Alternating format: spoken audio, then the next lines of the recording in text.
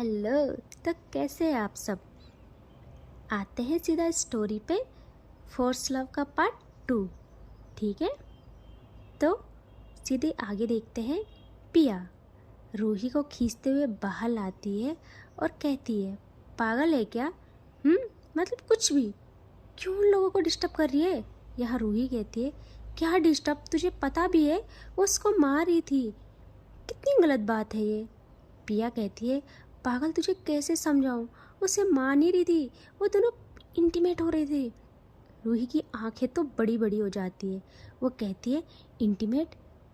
क्या क्या कह रही है? छी, कितनी गंदी बातें करने लगी हो पिया तुम आजकल। पिया कहती है, हे भगवान, आप इस पीस को बनाते समय क्या सोच रहे थे? और अगर मैं इसे और डिटेल्स में बताऊंगी तो ये मुझसे ही दोस्ती ख़त्म कर देगी। वो कहती है, रूही जी ये प्यार ही था, वो दोनों ना साथ में प्यार कर रहे थे, ठीक है? रूही कहती है, लेकिन कैसा प्यार? वो तो उसको मार रही थी, मैंने अपनी कानों से सुना। पिया कहती है, मेरी माँ प्लीज़ देख देख, मैं तेरे आगे हाथ जोड़ती हूँ, छोड़ दे उनको, चल हम चलते हैं यहाँ से। कोई किसी को नहीं मारा, ठीक है? सब सही है, सब खुश है, ठीक है? चलते हैं यहाँ से। और वो रूही को वहाँ से ले जाती है। और अब आते हैं हम काव्या पे, जिसका पूरा मूड ख़राब हो चुका था। वो उसको कंप्लीट भी नहीं करती और बीच में ही रुक के कहती है, ये जो बाहर है ना, इसको मैं बताती हूँ बहुत अच्छे से। वह लड़की कहती है, ऐसे ऐसे कैसे जा सकती हो तुम? मेरा नहीं हुआ है अभी। काव्या उसकी तरफ देखती है एंड एक जो स्लैप मारती है ना उस पर बहुत तेज यार, और कहती है, मेरी मर्जी, मैं तुम्हारे इशारों पे काम नहीं करूँगी, और आगे से मुझे किसी भी मामले में ऐसे रोकने की कोशिश की ना, बताऊँगी फिर मैं तुम्हें। वो तो शौक कि इसको क्या हुआ, अभी तो इतने प्यार से अंदर लाई थी और अभी इसका ये रूप। और ना काव्या वहाँ से बाहर आ जाती है गुस्से में। लेकिन यह हमारी रूही की अच्छी किस्मत समझो, वो तब तक वहाँ से चली गई थी। और अब जैसे ही काव्या मतलब कॉलेज से बाहर आने लगती है, उसको पीछे से कोई आवाज़ देती है, कहती है, काव्या काव्या वेट। काव्या बिना देखे अपनी आंखें ज़ोर से बंद करती है और कहती है, ओह शिट, अब ये कहाँ से आ गई, अब गले पड़ेगी। वो धीरे धीरे पीछे मुड़ती है और कहती है, हेलो हेलो रिया। रिया जल्दी आकर काव्या को हक कर लेती है और कहती है, बेबी ऐसे कैसे जा सकती हो आप मुझसे मिले बिना? देखो, जैसे ही मैच ख़त्म हुआ था मैं आपके पास भागी, लेकिन आप वहाँ से गायब। आप कहाँ चले गए थे, बोलो ना। काव्या फेक स्माइल करती है और कहती है, कहीं नहीं, कहीं भी तो नहीं। रिया, मैं तुम्हारे पापा से मिलने गई थी। तुम्हारे पापा से। यहाँ आपको बता दे, रिया प्रिंसिपल की बेटी है, जो काव्या को बहुत चाहती है, पागलों की तरह भाई। काव्या ने भी उसको बहुत अच्छे से यूज़ किया है। अब आते हैं इनके फ्लैशबैक में, जहाँ रिया और काव्या की मुलाकात हुई थी, ठीक है? काव्या यहाँ सेकेंड ईयर की स्टूडेंट थी और रिया आई थी फर्स्ट ईयर में, न्यू एडमिशन था। उस वक्त काव्या कॉलेज थोड़ा बहुत आती रहती थी, लेकिन वो क्लासरूम में कम और वॉशरूम में ज़्यादा मिलती थी। यहाँ काव्या जो कि ग्राउंड में थी, फुटबॉल खेल ली, तभी काव्या के पास उसकी दोस्त तन्वी आती है। वो कहती है, काव्या तू क्या कर रही है यार यहाँ, कभी तो क्लास लिया कर। काव्या हंसती है और कहती है, चलना साइड हो जा, वरना ये बॉल और तेरा मुंह होगा। एंड तन्वी अब आती है अपने फॉर्म में और कहती है, अच्छा तू मुझे मारेगी, तो ठीक है चल एक मैच हो जाए। वो कहती है, बाप से पंगा मत ले तन्वी, पछताएगी।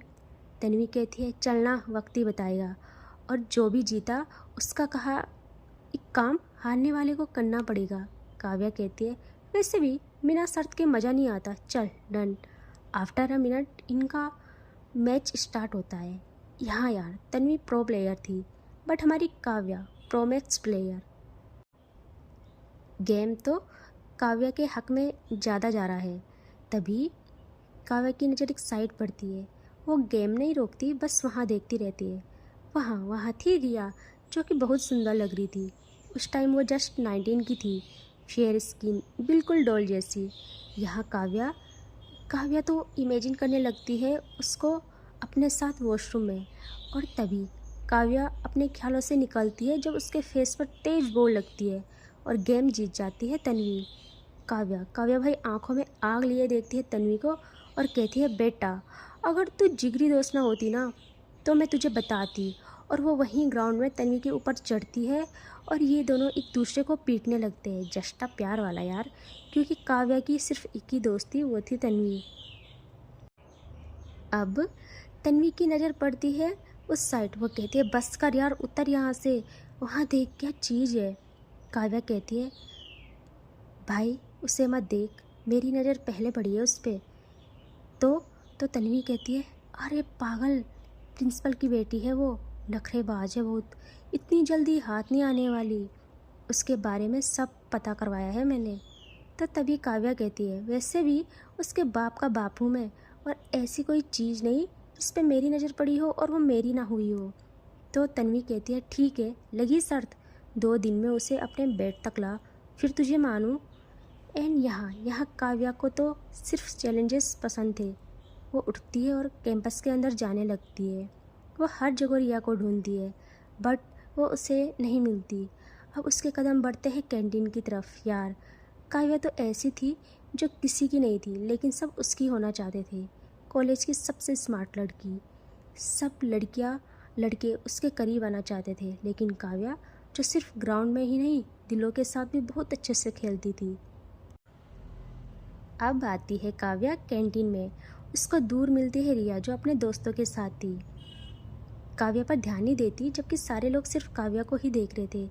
काव्या को ये पसंद नहीं आता, उसे हार मंजूर नहीं थी।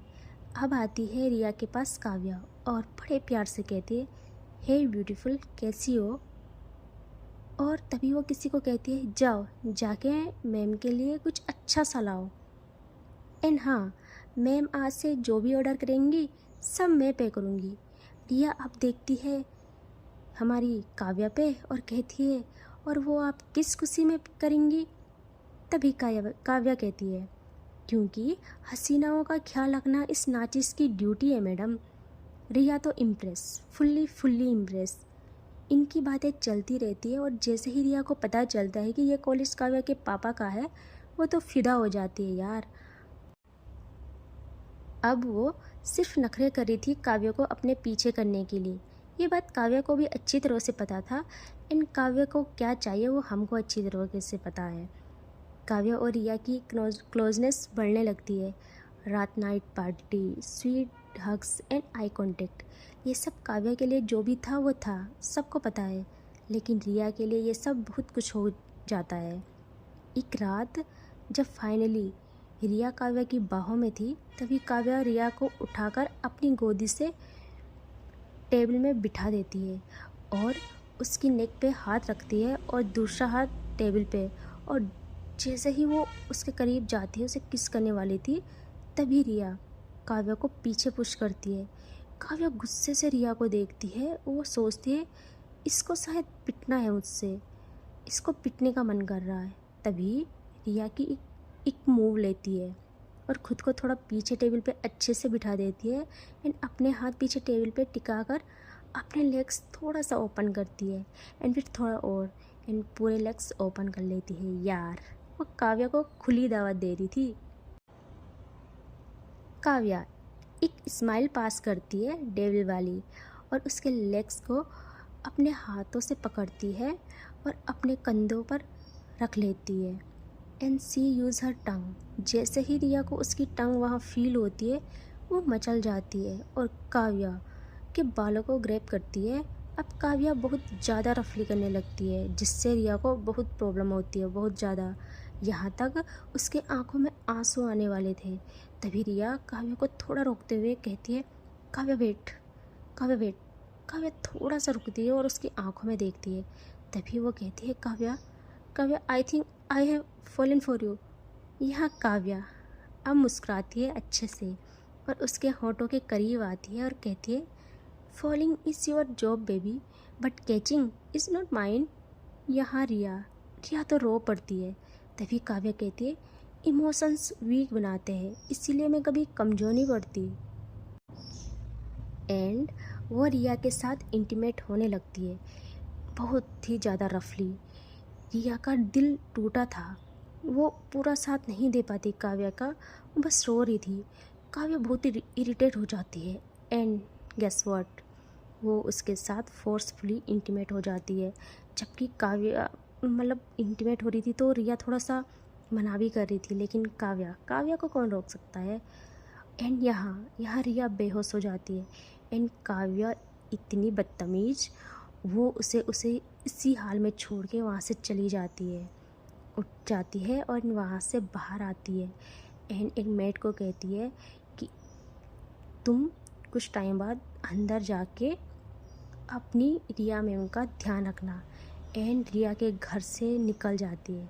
यार ये जो रिया थी ना, उससे पता नहीं कौन सा सदमा लगता है, वो अब काव्या का पीछा ही नहीं छोड़ती। चाहे काव्या कुछ भी करे, वो काव्या को सिर्फ अपना मानती है। अब आते हैं स्टोरी पे। काव्या कहती है रिया मुझे बहुत इम्पोर्टेंट काम है, प्लीज़ मैं जाती हूँ। हाँ, रिया कहती है बेबी मेरी बात तो सुनो, बट काव्या वहाँ से भाग जाती है। अब आते हैं रूही पे। रूही जो कि कॉलेज से डायरेक्ट कैफ़े जाती है एंड वहाँ से फिर घर। जैसे ही वो घर आती है, उसके घर दिखाया जाता है जो कि एक कच्चा मकान होता है। वहाँ उसके पापा और उसकी माँ और वो रहती थी।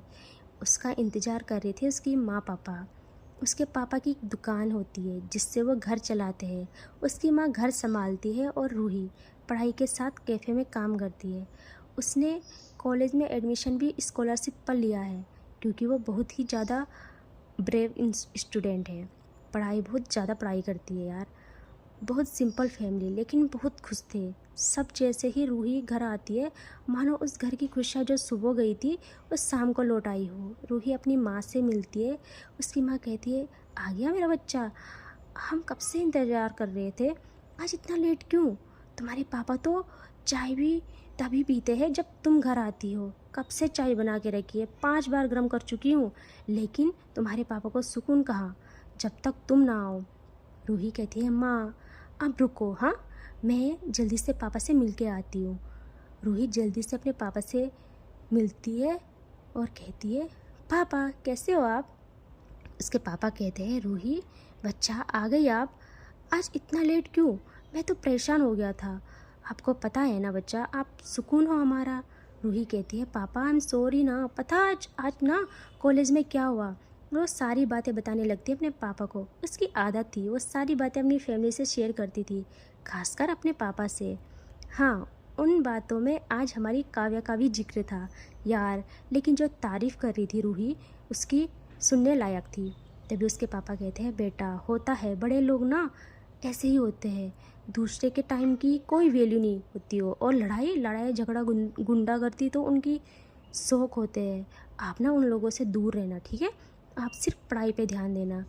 रूही ओके कहती है और फिर ये लोग खाना खाते और सो जाते हैं। यार इनकी सिंपल फैमिली बहुत प्यारी एंड बहुत खुश थे सब लोग। पता नहीं यार ये काव्या इनकी लाइफ में क्या करेगी अब, ये तो थोड़ा सा अच्छा लगेगा। ठीक है, तो देखते हैं फिर अब इससे आगे नेक्स्ट पार्ट में। ठीक है, बाय बाय।